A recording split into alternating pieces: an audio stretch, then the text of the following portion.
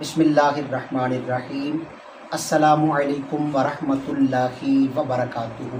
موجودہ دور کے اندر ہر بندے کی زبان کے اوپر یہ جملہ ہوتا ہے کہ بھائی معاشرے میں بگاڑ پیدا ہو چکا ہے، ہمارا معاشرہ خراب ہو چکا ہے، لیکن کبھی ہم نے اس بات پہ غور نہیں کیا کہ معاشرے کو خراب کرنے میں کردار کس کا ہے۔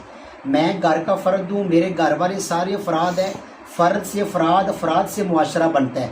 جب ہم خود کی نیک نمازی نہیں بنیں گے، گھر کی خواتین کی، گھر والوں کی دینی تربیت نہیں کریں گے تو معاشرے میں پھر بگاڑ ہی پیدا ہوگا نا۔ ایک حدیث پاک میں آپ کو ایک ایسی سناتا ہوں جس کے اندر معاشرہ درست کرنے والی 3 چیزوں کو میرے آقا نے بیان کیا۔ صحاح ستہ کے اندر حدیث پاک ہے، نبی کریم صلی اللہ علیہ وسلم نے ایک مقام پہ فرمایا، انا زعیم ببیت فی ربد الجنۃ لمن ترک المراء وان کان محقا۔ حضور فرماتے ہیں میں اپنے اس امتی کو اس بات کی گارنٹی دیتا ہوں، اللہ اسے جنت کے ارد گرد مکان عطا فرمائے گا۔ کون سا بندہ؟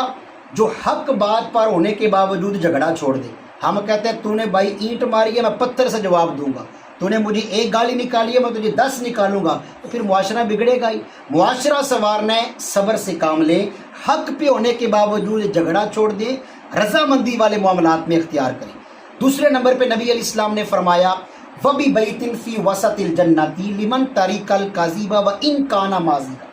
میں اپنے اس امتی کو اس بات کی ضمانت دیتا ہوں، گارنٹی دیتا ہوں، اللہ اسے جنت کے درمیان مکان عطا فرمائے گا، محل دے گا۔ کون سا بندہ؟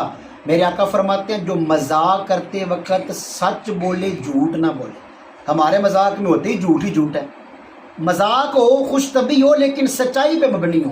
تیسرے نمبر پہ نبی علیہ السلام نے فرمایا، وَبِبَيْتٍ فِي أَعْلَى الْجَنَّةِ لِمَنْ حَسُنَ خُلُقُهُ۔ میں اپنے اس امتی کو اس بات کی گارنٹی دیتا ہوں، اللہ اس کو جنت کا اعلی مرتبہ مکان دے گا۔ کون سا بندہ؟ جس بندے کا دنیا میں اخلاق اچھا ہوگا۔ یہ 3 کام کریں، حق بات پہ ہونے کے باوجود جھگڑا چھوڑ دیں، اخلاق اچھے اختیار کریں، اور مذاق کے وقت بھی سچ گوئی اپنائیں۔ انشاءاللہ ہمارے معاشرے کا بگاڑ ختم ہوگا، ہمارے گھر میں برکتوں کا راج ہوگا۔ آمین بجاہ النبی الامین صلی اللہ علیہ وسلم۔